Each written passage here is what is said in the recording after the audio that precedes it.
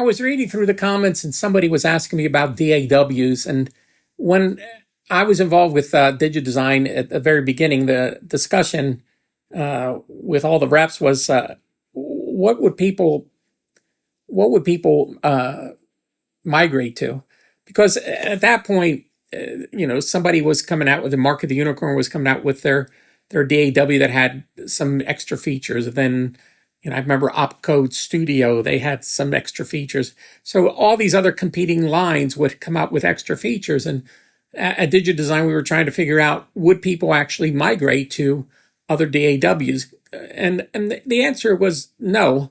I mean, back then it was pretty expensive to do the switch over. And the other thing is, if you're used to using your DAW, your whole hand memory or finger memory of doing the key commands and getting through quickly, you need to get work done.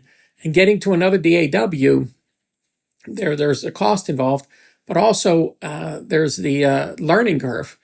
And now I personally own like 5-6 different DAWs. I have the software because they're cheap to buy, to have. So now it's not as much of an issue as it was back then. And, we're talking, what is it? Mid 80s, well, not mid 80s, well, early 90s and on. So, 30 years or so. So it's a different topic now of what DAW you're using, because you can afford to have Logic and Studio One and all these other ones, and they're all good. It's just a matter of, are you comfortable working in there?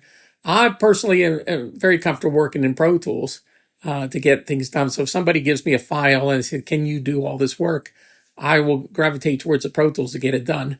Now, some people think it's overpriced, but it works, and it works well all the time. And they were the first ones to really make it work well all the time and make it dependable.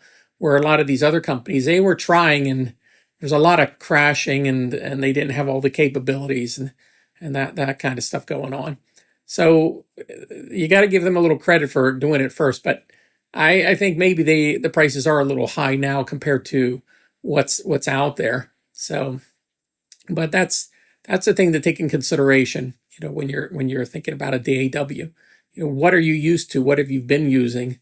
But like I said, they're cheap enough that you can have a few of them and go from one to the other, because some are better at doing some things than other ones are.